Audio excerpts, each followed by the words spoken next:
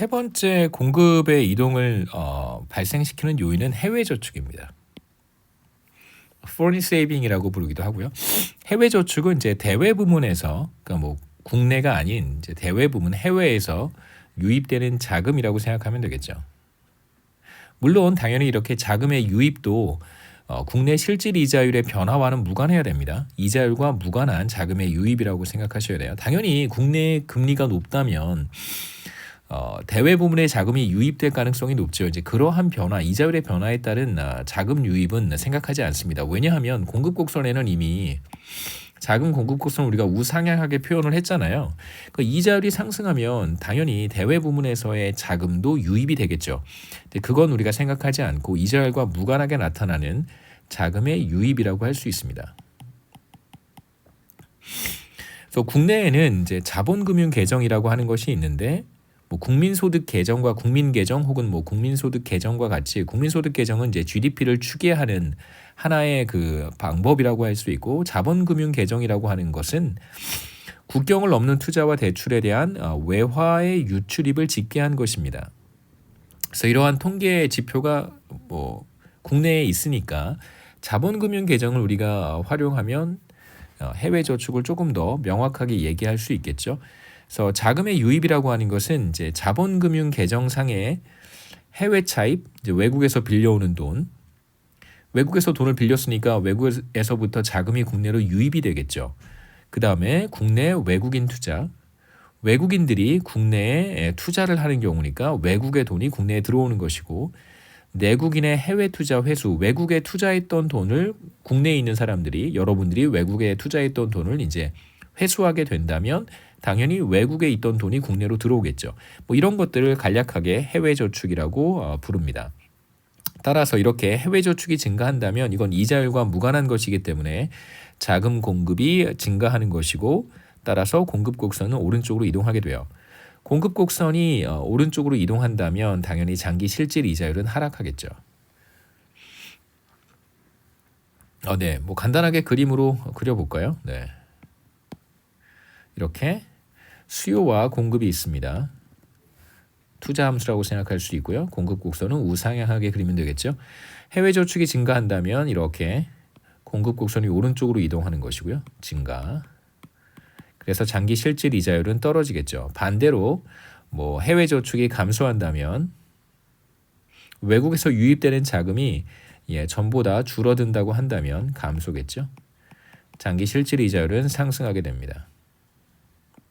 이렇게 우리가 비슷하게 얘기해 볼 수 있습니다. 그래서 마지막은 수요 측면에서 자금 수요 곡선을 이동시키는 요인에 대한 것인데, 자금 수요의 변화라고 얘기해 보죠. 다시 말하면 수요 곡선을 이동시키는 요인들입니다. 네, 조금 전에도 얘기했지만 뭐 수요 측면에 당연히 기업만 있는 것은 아니지만 우리가 기업만 생각해 본다면 자금 수요라고 하는 것은 기업의 투자 함수와 비슷하다고 얘기할 수 있습니다. 뭐 기업만 있다고 한다면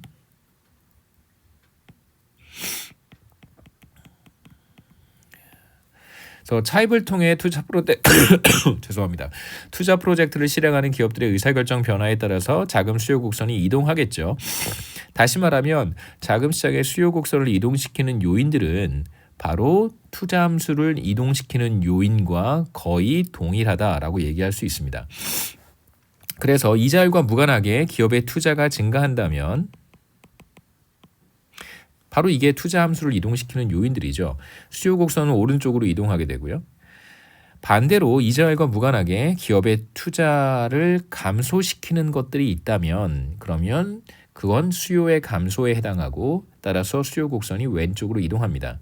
각각의 경우 이제 우리가 그림으로 얘기해 볼 수 있는데, 당연히 수요의 증가가 나타난다면 첫 번째 바로 이게 수요의 증가겠죠. 이자율과 무관하게 기업의 투자를 늘리는 어떤 요인이 발생한다면 그러면 결과적으로 이자율은 상승합니다. 장기 실질 이자율은 상승하겠죠. 반대로 이자율과 무관하게 기업의 투자를 감소시키는 요인이 발생한다면 바로 수요의 감소. 그럼 수요 곡선은 왼쪽으로 이동할 것이고 그에 따라서 장기 실질 이자율은 하락하게 됩니다.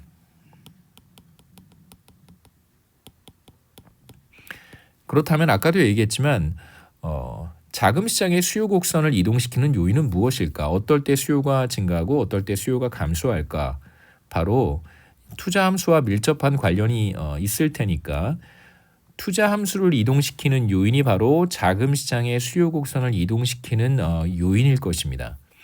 그래서 앞서 얘기했던 네 가지 기술 발전 또는 기대 또는 예상, 법인세, 대출 기준과 사내 유보금 이런 것들의 변화가 바로 기업의 투자 함수를 이동시키는 것이고요. 따라서 이것들이 결과적으로 자금 시장의 수요를 변화시키는 요인이 되겠죠.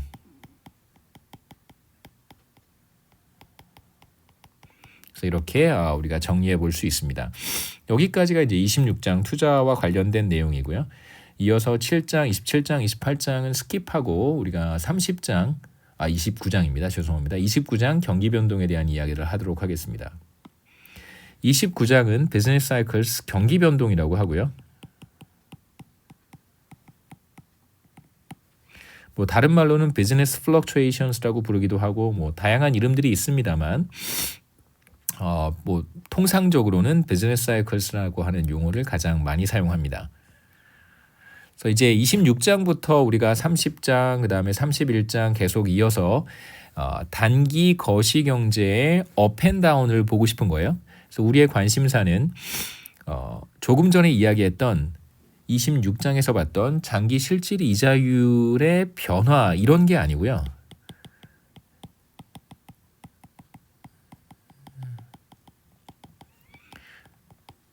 이건 사실 지금 우리가 조금 전에 봤던 이슈이긴 하지만 이게 우리의 관심사는 아닙니다.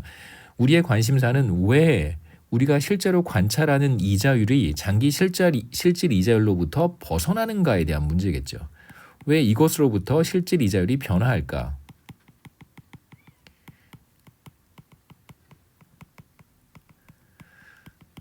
이게 첫 번째 중요한 관심사일 수 있고 물론 중요도의 순위는 아닙니다. 제가 뭐 1번, 2번, 3번 얘기할 텐데 이것들은 1번이어서 중요하고 2번이어서 그 다음 중요하고 얘기가 아니고요. 그냥 뭐 그냥 하나씩 얘기해 보겠습니다. 그럼 그냥 1번, 1번, 1번이라고 하죠. 세 가지를 얘기할 텐데 다 1번입니다. 그 다음에 보고 싶은 것은 왜 GDP라고 하는 것도 업앤다운이 발생할까? GDP의 업앤다운이에요. 그 다음에 세 번째 우리가 보고 싶은 것은 바로 물가 상승률의 변화입니다. 인플레이션율이죠.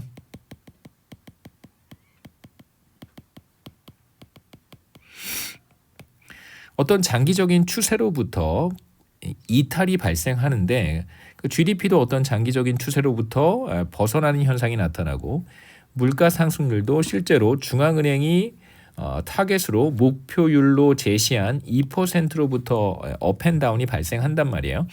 이러한 현상들이 왜 나타나는가에 대한 이야기를 이제 29장에서부터 시작하겠습니다. 29장의 첫 번째는 거시경제학자들은 혹은 거시경제학에서는 실제로 관찰하는 여러 가지 데이터들을 현상들을 두 가지로 나눠서 보는데 하나는 트렌드라고 하는 것과 하나는 사이클이라고 하는 거예요. 그래서 트렌드를 보통 장기 추세라고 하고요. 그 다음에 사이클은 그냥 변동이라고 합니다. 단기 변동이라고 보통 부릅니다. 비즈니스 사이클은 그냥 경기 변동이라고 부르고요.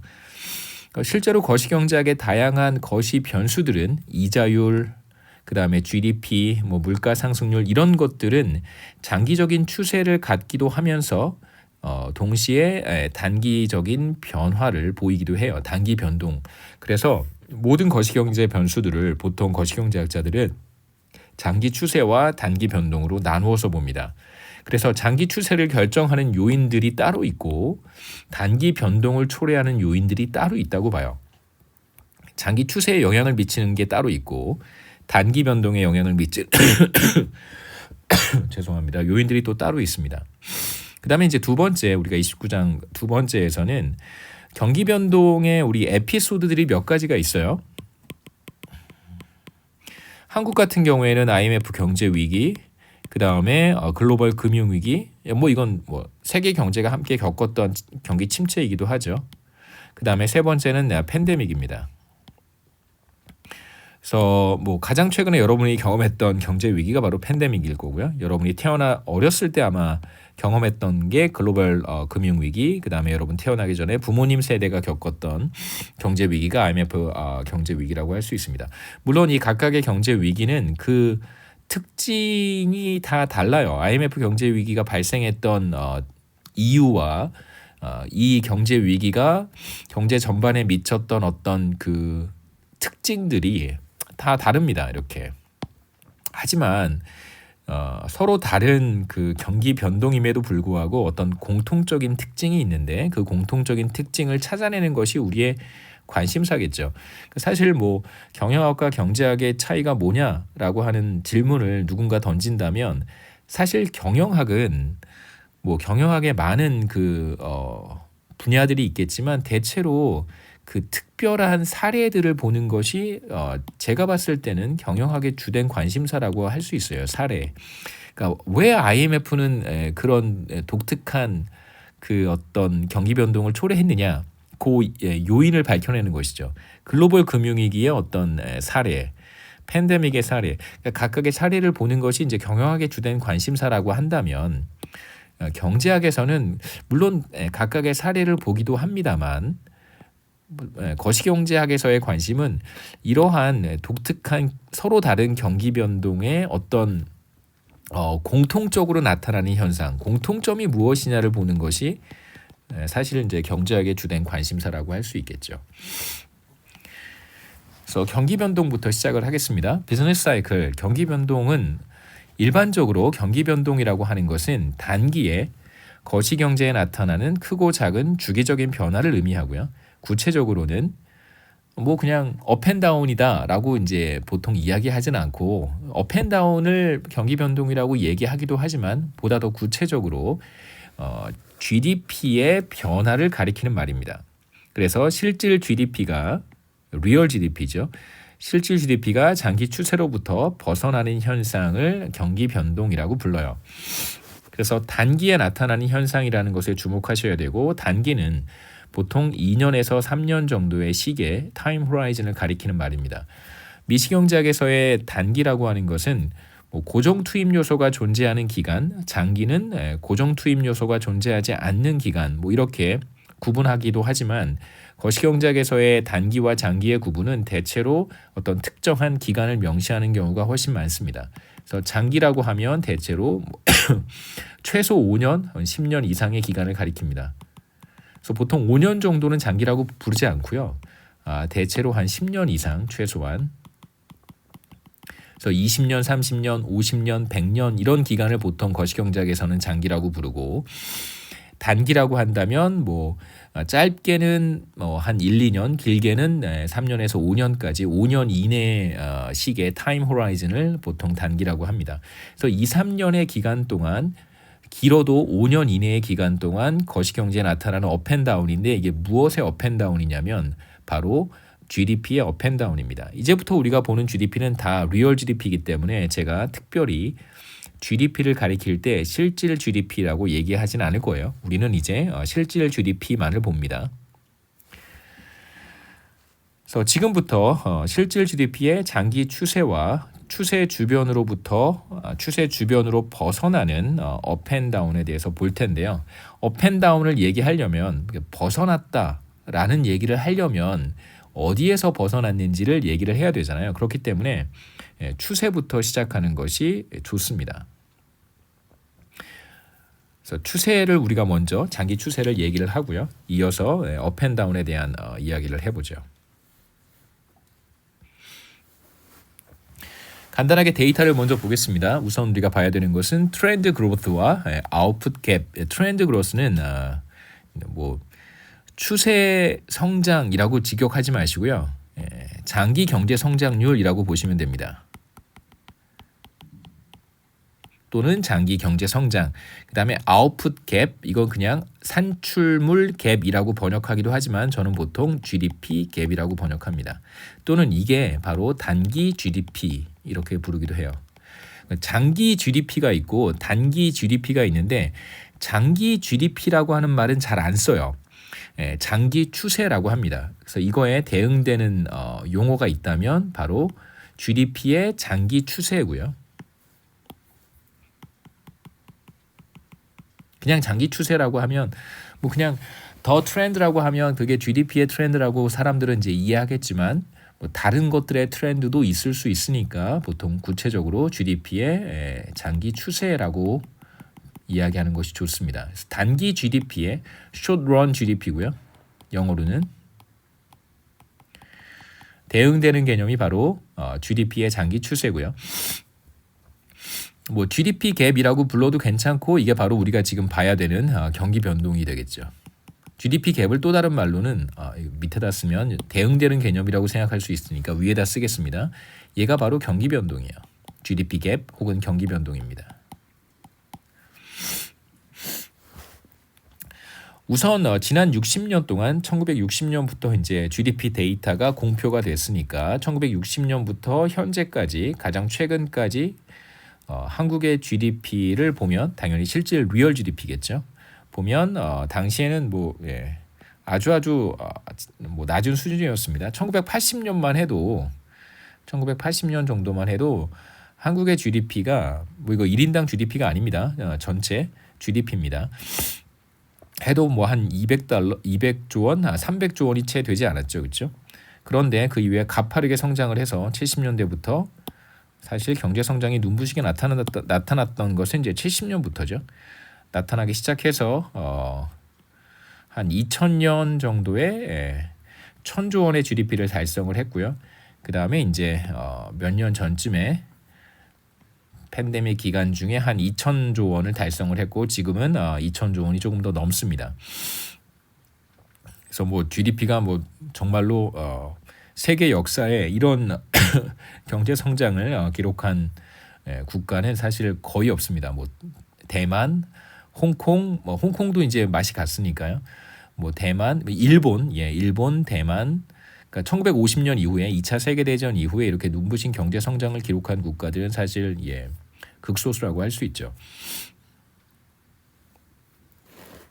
그래서 경제 성장률을 한번 계산해 보면 뭐 그 해마다 뭐 1960년부터 60년과 61년 사이의 경제 성장률 GDP가 몇 퍼센트 변화했는지 61년, 62년, 63년 이런 식으로 인접한 두 기간 사이에 GDP의 증가율을 계산해 봤더니 물론 그때마다 상당히 큰 차이가 있지만 대체로 60년대, 70년대, 80년대에는 경제 성장률이 굉장히 높았어요. 실질 GDP의 증가율이 뭐 10% 주변을 왔다 갔다 하죠. 그렇죠? 그러다가 이제 조금씩 떨어집니다. 90년대, 2000년대 들어서는 이제 한 5% 밑으로 떨어지고요. 이렇게 경제 성장률이 평균적으로 이런 패턴을 갖죠. 그래서 보시면 대체로 경제 성장률의 패턴은 이렇게 됩니다. 자, 검정색으로 표시한 게 뭐 대체적으로 그래서 이 주변을 경제 성장률이 왔다 갔다 하죠. 눈에 띄는 시기가 몇 군데가 있는데 여기, 그다음에 여기, 그다음에 여기 이렇게 있습니다. 네 번의 시기가 있어요. 1960년부터니까 여러분들은 잘 모르시겠지만 1979년에 뭐 당시 70년대 후반에 두 차례의 오일 샥이 있었는데 그 오펙이라고 하는 석유 수출국 산유기구 중동 국가들이 그 급격하게 석유 생산량을 줄였던 시기가 두 번 있었는데 그 중에 두 번째 오일 샥입니다. 2차 오일 쇼크라고 하고요.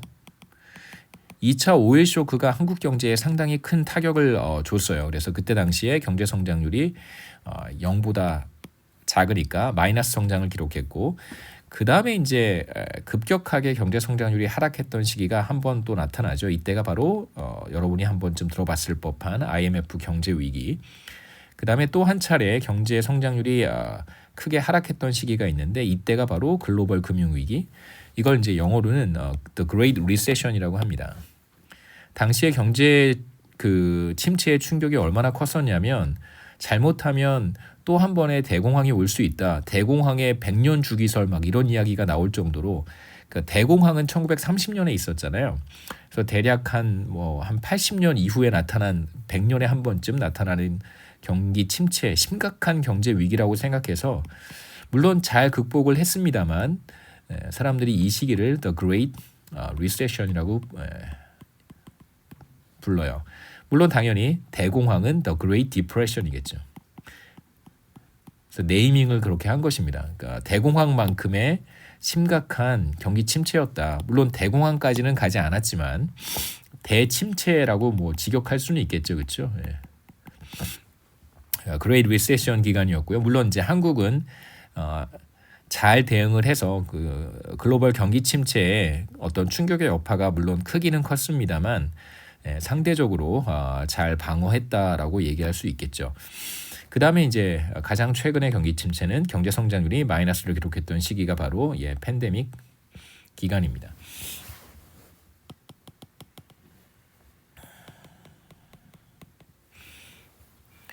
잘 보시면 이게 이거 2020년이 아닌 것 같은데라는 생각이 들 수 있잖아요. 2019년처럼 보이는데 이거 제가 그 그림을 조금 1년씩 미뤄서 땡겨서 그래요. 이게 바로 2020년과 2021년 사이에 19년과 20년 사이의 경제 성장률이라고 생각하시면 돼요.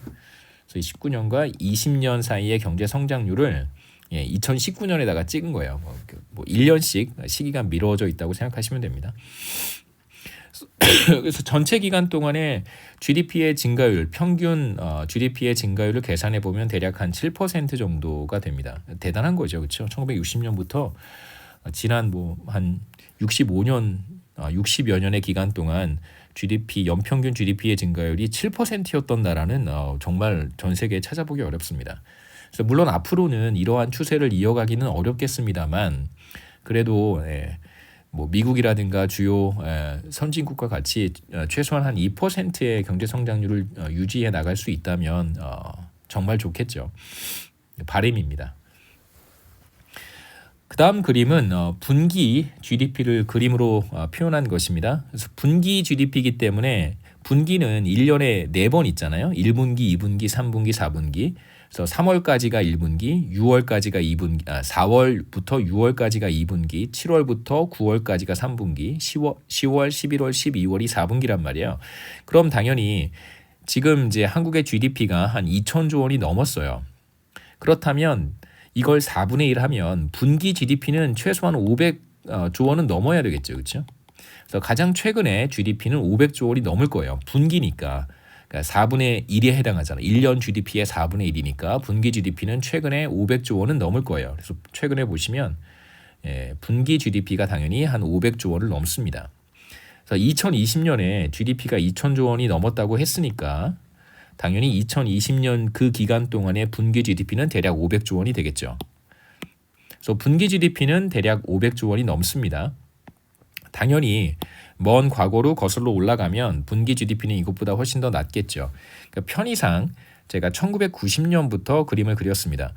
1990년부터 그 데이터를 보는 게 좋은 이유는 제가 이렇게 한국 경제를 뭐 저도 한국 경제 관련해서 논문도 쓰고 연구를 좀 했으니까 이렇게 보다 보면 1990년 이후부터 한국의 거시경제가 이제 여러분이 보고 있는 교과서에 거시경제의 어떤 프레임워크로 분석할 수 있는 그런 좀 구조라고 볼 수 있어요. 그 전에는 사실 그렇게 거의 완벽한 시장 경제라고 보기는 좀 어려운 구조를 갖고 있었기 때문에 물론 가파른 경제 성장을 기록하긴 했지만 1990년부터 경제 규모도 좀 커지고 그 다음에 이제 정부의 정책도 어느 정도 조금 체계적으로 이제 운용되기 시작했기 때문에 중앙은행의 통화 정책도 어느 정도 이제 나름 그 모습을 갖추기 시작했던 시기여서 대체로 90년부터 이후에 데이터를 보는 것이 좋습니다. 사람들에 따라서는 조금 차이가 있습니다만 IMF 경제 위기를 빼고 2000년부터 봐야 된다라고 이제 생각하는 주장하는 또 거시경제학자들도 있는데 IMF 경제 위기를 굳이 따로 빼고 볼 이유는 저는 없다고 생각하기 때문에 IMF 경제 위기가 포함이 되어 있는 90년부터 자료를 저는 이제 논문을 쓸 때 거시경제 관련된 논문을 쓸 때는 보통 90년 자료부터 이용을 합니다. 보시면 세 차례 눈에 띄는 GDP의 변화가 파란색만 먼저 보세요. GDP의 변화를 볼 수 있습니다. 그래서 GDP가 하락했던 시기가 있죠. 당연히 여기가 IMF 경제 위기고 여기가 글로벌 금융 위기고 그 다음에 여기가 바로 팬데믹입니다. 그래서 세 번의 경제 위기가 있었다는 것을 우리가 알 수 있죠. 그래서 실제로 GDP를 이렇게 쭉 그려보면 이렇게 업앤다운이 잘 나타납니다. 그다음에 두 번째로 붉은색 점선을 제가 추가를 했는데 만약에 한국 경제에 어떤 충격이 없었더라면 업앤다운을 야기하는 어떠한 충격이 없었더라면 한국 경제는 이렇게 붉은색 점선을 따라서 쭉 성장하지 않았었을까라고 생각해 볼 수 있겠죠. 그래서 이 붉은색 점선은 장기 추세라고 이야기할 수 있습니다.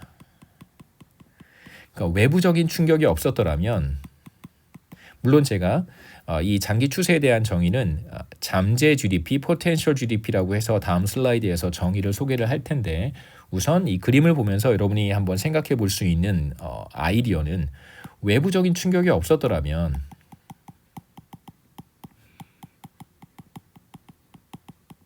없었을 때 한국의 GDP가 쭉 따라갔을 그런 경로겠죠. 그렇죠? 이렇게 얘기할 수 있습니다. 장기 추세라고 하는 것은 그냥 기본적인 아이디어가 그렇다는 것이죠.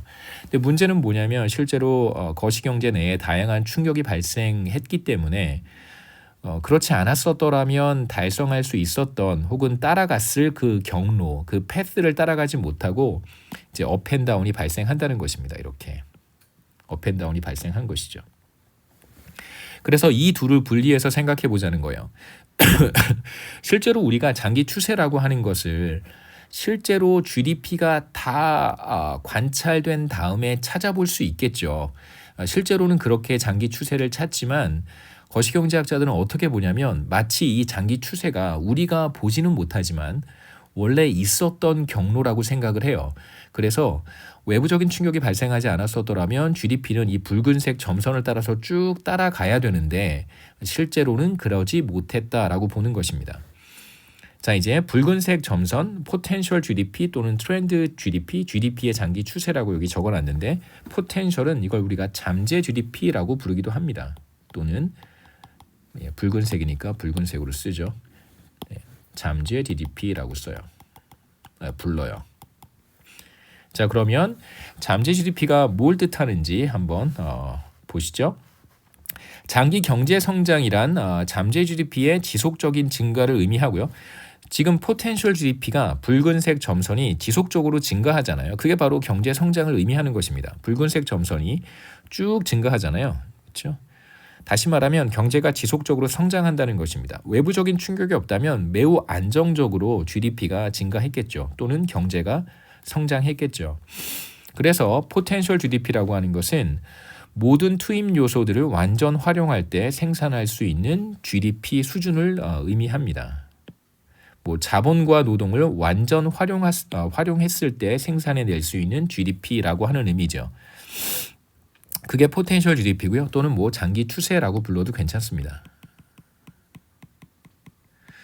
보통 이제 거시경제학에는 두 가지 학파가 존재하는데 크게 이제 고전파 거시경제학과 뉴 케인지언 거시경제학이 있어요. 필요하면 제가 그때 얘기하겠지만 크게 두 가지 학파가 존재합니다. 스쿨이라고 하죠. 거시경제에는 두 가지 큰 스쿨이 존재하는데 하나가 고전파고요. 클래시컬, 뉴 클래시컬이라고 부르고 또 하나의 이제 한 축이 뉴 케인지언입니다.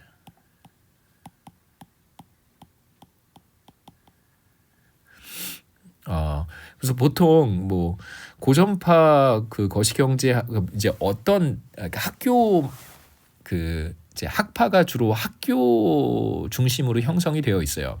그래서 예를 들면 이제 고전파 거시경제학을 하는 학교가 대표적으로 시카고는 조금 유니크하긴 하지만 시카고부터 시작해서 시카고 혹은 미네소타 대학교 그다음에 라체스터 그리고 이제 카네기 멜론, 피츠버그에 있는 이제 뭐 카네기 멜론 이제 이런 이제 학교들이 대체로 이제 고전파 거시경제학을 하는데 이런 학교들이 주로 어디에 있냐면 그 미국의 5대 호라고 하잖아요. 뭐 미시건호, 온타리오호, 뭐 이리, 레이크 이리 뭐 이런 호수들 중심에 이제 있어서 보통 이런 학교들 이 학파를 이제 프레시 워터라고 하고요.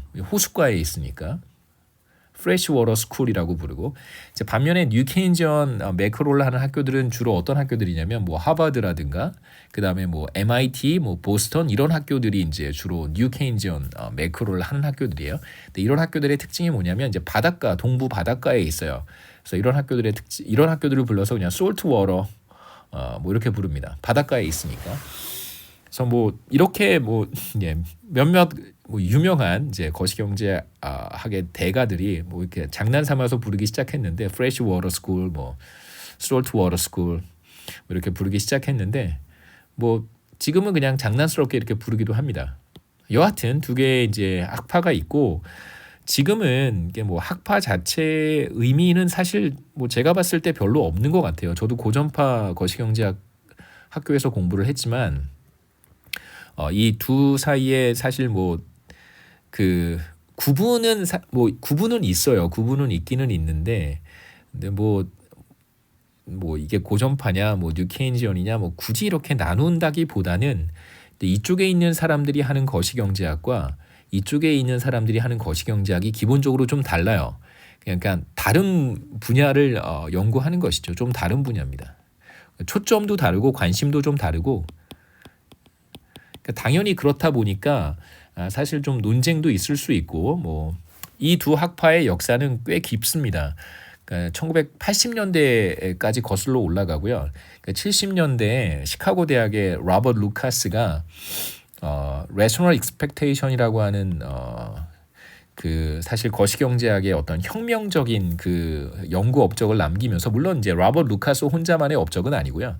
당시 이제 시카고와 몇몇 학교들의 그 당시 뭐 훌륭한 거시경제학자들이 기존의 케인즈 방식의 거시경제학으로부터 벗어나야 될 필요가 있다는 생각을 꽤 오랜 시간 동안 가지고 있었어요. 1950년대, 60년대부터 케인즈 방식의 거시경제, 그 뉴딜 정책이라고 알려져 있는 정부의 직접적인 시장 개입을 통해서 거시경제 안정화 정책을 수립해야 된다라고 하는 그런 굉장히 그 뿌리 깊은 아이디어를 조금씩 이제 공격해 가면서 뭐 구축해간 하나의 고전파는 이제 그렇게 해서 태동이 되는데 그렇게 해서 탄생이 되는데 그것의 정점이 바로 Rational Expectation입니다.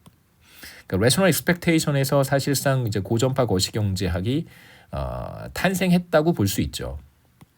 물론 그 전에도 고전파의 그 어떤 그 영향력들은 상당히 오랜 시간 존재했었어요. 그러니까 그 정점이 Rational Expectation이라고 할 수 있습니다. 그러니까 뭐 누가 혹시라도 Rational Expectation 때문에 고전파가 탄생했다라고 하면 그건 사실 정확한 말은 아니에요. 그 전부터 밀턴 프리드만이라든가 이제 통화주의자, 머니터리스트라고 불리던 그 사람들도 사실상 이제 큰 틀에서 보면 고전파의 그 주류이기 때문에 뭐 계속해서 그러니까 당시에는 뉴케인지언이 아니죠. 이제 케인지언 방식의 그 거시경제학자, 케인지언을 따르는 거시경제학자들과 굉장히 오랜 시간 동안 논쟁과 정책에 대한 디베이트가 있어 왔습니다. 뭐 여하튼 필요하면 제가 그때 이 차이를 간단하게 설명을 할 텐데 제가 말씀드리고 싶었던 것은 포텐셜 GDP라고 하는 용어를 고전파 거시경제학자들은 잘 안 써요. 이건 사실 뉴케인지언 혹은 케인지언, 뉴케인지언들이 사용하는 용어입니다. 고전파 거시경제학은 잘 안 써요. 왜냐하면 제가 되게 오랫동안 거시경제학을 공부했는데 포텐셜 GDP라고 하는 얘기를 꽤 나중에 들었어요. 꽤 나중에. 제가 공부할 동안 저희들끼리는 다 고전파 거시경제학을 하는 사람들끼리는 포텐셜 GDP라고 하는 용어를 잘 쓰지 않습니다. 그냥 트렌드 GDP라고 해요. 그래서 어떤 용어를 이렇게 많이 쓰느냐도 그 사람의 이제 백그라운드를 알 수 있는 거시경제학자의 백그라운드를 알 수 있는 또 포인트가 될 수 있죠. 여하튼 그렇습니다. 포텐셜 GDP라고 해도 괜찮고 제가 아까 얘기했던 트렌드 GDP라고 해도 괜찮습니다. 그런데 문제는 비교적 짧은 기간 2, 3년 정도의 기간 내에서 이거 우리가 단기 숏런이라고 부르고요. 실제 GDP는 우리가 관측하는 실제 GDP는 포텐셜 GDP를 따라갈 때도 있지만 따라가지 못할 때도 있어요. 미치지 못하거나 이걸 넘어설 때가 있습니다. 다시 한번 그림으로 보시죠. 대표적으로 두 차례, 세 차례 경제 위기 과정에서 포텐셜 GDP를 달성하지 못하는 경우도 있고 이걸 넘어서는 경우도 있죠. 네, 이렇게 넘어서기도 하고 미치지 못할 때도 있고 넘어서고 미치지 못하고 다시 넘어서고 이런 경우들이 굉장히 많이 반복적으로 발생합니다. 그래서 이걸 이제 경기 변동이라고 부른다는 것이죠. 그래서 GDP가 잠재 GDP에 미치지 못할 때 트렌드 GDP에 도달하지 못하는 경우 이걸 우리가 경기 침체라고 부르고 트렌드보다 밑에 있는 경우죠. below. 그 다음에 GDP가 포텐셜 GDP를 넘어설 때가 있습니다. 트렌드보다 위에 있을 때가 있어요. 어버브겠죠, 그렇죠? 위에 있을 때 이걸 우리가 보통 경기 과열이라고 불러요.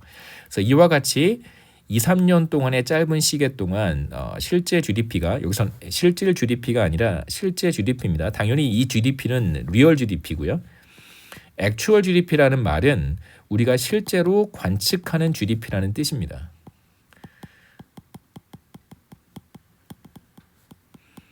그러니까 앞에 그림에서 보시면 이 파란색 실선이 우리가 실제로 관측하는 GDP고요. 붉은색은 이 트렌드를 따라갈 것이다 라고 보는 것입니다. 이건 사실상 포텐셜 GDP, 트렌드 GDP라고 하는 것은 이건 거시경제학자들이 추정하는 거예요. 이럴 것이다, 트렌드가 이럴 것이다 라고 추정하는 것이죠. 실제로 관측된 GDP, 리얼 GDP, 당연히 액추얼 GDP가 포텐셜 GDP로부터 벗어날 경우에 경기 변동이 나타나는 것입니다.